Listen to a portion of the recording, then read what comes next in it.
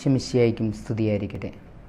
പാപികളായി നമ്മളെ വീണ്ടെടുക്കുന്നതിനായി സ്വയം കുരിശിലേറി നമ്മോടുള്ള സ്നേഹം പ്രകടമാക്കിയ ഈശോയുടെ പീഡാനുഭവ ചിന്തകളിലൂടെ കടന്നു പോകുമ്പോൾ വിശുദ്ധ മത്തായിയുടെ സുവിശേഷം 21 അധ്യായം 1 മുതൽ 17 വരെയുള്ള വചനങ്ങളാണ് നാം ഇന്നിവിടെ പ്രതിപാദിക്കുന്നത്. ഇന്ന് ഓശാന ഞായർ. യേശുക്രിസ്തു ദൈവഹിതത്തിന് കീഴ്വഴങ്ങി സമ്പൂർണ്ണ സമർപ്പണം നടത്തിയതിൻ്റെ ഫലമായിട്ടാണ് നമുക്കിന്നൊരു കുരുത്തോല ഞായർ ഉണ്ടായത്. Obedience of the Jesus Christ. ഇന്നത്തെ ചിന്തയും ഇതെല്ലാമാണ്. യേശുവിൻ്റെ ജെറുസലേമിലേക്കുള്ള രാജകീയ പ്രവേശനം.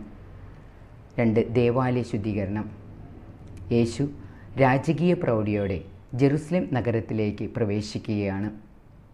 സാധാരണ രാജാക്കന്മാർ തിരഞ്ഞെടുക്കുന്ന കുതിരയല്ല യേശു ഈ യാത്രയ്ക്കായി തിരഞ്ഞെടുത്തത്. അത്രയേറെ പ്രാധാന്യമൊന്നുമില്ലാത്ത, സാധാരണഗതിയിൽ മറ്റുള്ളവർ അവഗണിച്ച് കളയുന്ന കഴുതയാണ് യേശു ഈ യാത്രയ്ക്കായി തിരഞ്ഞെടുത്തത്.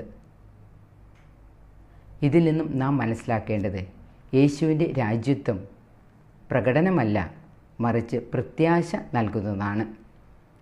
യേശു ശിഷ്യന്മാരോട് കഴുതയെയും കഴുതക്കുട്ടിയെയും അഴിച്ചു കൊണ്ടുവരുവാൻ പറഞ്ഞപ്പോൾ അവയെക്കൊണ്ട് കർത്താവിന് ആവശ്യമുണ്ട് എന്ന് വചനത്തിൽ നാം കാണുകയുണ്ടായി. അതെ, നമ്മളെ ഓരോരുത്തരെയും കർത്താവിന് ആവശ്യമുണ്ട്. മറ്റുള്ളവരാൽ അവഗണിക്കപ്പെടുന്നതും മാറ്റി നിർത്തപ്പെടുന്നതുമായ വ്യക്തിത്വങ്ങളെ കർത്താവ് വിലമതിക്കുന്നു. കർത്താവ് അവഗണിക്കപ്പെടുന്നവരുടെ പക്ഷത്താണ്.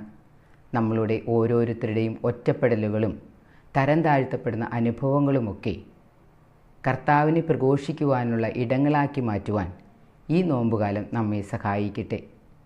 നമ്മുടെ വാക്കുകൊണ്ടോ പ്രവൃത്തി കൊണ്ടോ ആരെയും വേദനിപ്പിക്കാതിരിക്കാൻ ശ്രദ്ധിക്കുക. നമ്മുടെ പ്രവൃത്തി കൊണ്ട് ആരെയും തഴയാൻ ഇടവരാതിരിക്കട്ടെ. മറ്റുള്ളവരുടെ വ്യക്തിത്വങ്ങളിൽ മഹത്വം ദർശിക്കുവാനും മൂല്യം കാണുവാനും നമുക്ക് സാധിക്കട്ടെ. ഈ വചനഭാഗത്തിൻ്റെ 2ാം ഭാഗത്തേക്ക് പ്രവേശിക്കുമ്പോൾ ദേവാലയ ശുദ്ധീകരണമാണ്. ഈശോ ജെറുസലേം ദേവാലയത്തിലേക്ക് പ്രവേശിച്ച് അവിടെ കച്ചവടം നടത്തിയിരുന്ന സകലരെയും സകലതിനെയും അവിടുന്ന് മാറ്റി ദേവാലയം ശുദ്ധീകരിച്ചു. ഇന്ന് ദേവാലയം എന്ന് പറയുന്നത് നമ്മളുടെ ഓരോരുത്തരുടെയും ജീവിതമാണ്. നമ്മളുടെ ഹൃദയമാണ് കർത്താവ് കുടികൊള്ളുന്ന ദേവാലയം. നമ്മളുടെ ഹൃദയങ്ങളിൽ, ആത്മാവിൽ കർത്താവിന് ഹിതകരമല്ലാത്തതായിട്ടുള്ളതെല്ലാം വെടിപ്പാക്കി നന്നായി ജീവിക്കുവാനുള്ള ഒരു കാലമാണ് നോമ്പുകാലം. ഈശോയ്ക്ക് ഇഷ്ടമല്ലാത്ത പല വ്യാപാരങ്ങളും നമ്മുടെ ഉള്ളിൽ നടത്തുന്നുണ്ടാകാം. ബോധപൂർവം അവയെല്ലാം കർത്താവിൻ്റെ സാന്നിധ്യത്തിൽ വിശുദ്ധീകരിച്ച് പൂർണ്ണ നൈർമല്യത്തോടെ ഈ നോമ്പുകാലം ആചരിക്കുവാൻ നമുക്ക് സാധിക്കട്ടെ. വലിയ ആഴ്ചയിലേക്ക് പ്രവേശിച്ചിരിക്കുന്ന നമ്മളെ എല്ലാവരെയും ദൈവം അനുഗ്രഹിക്കട്ടെ. ആമീൻ.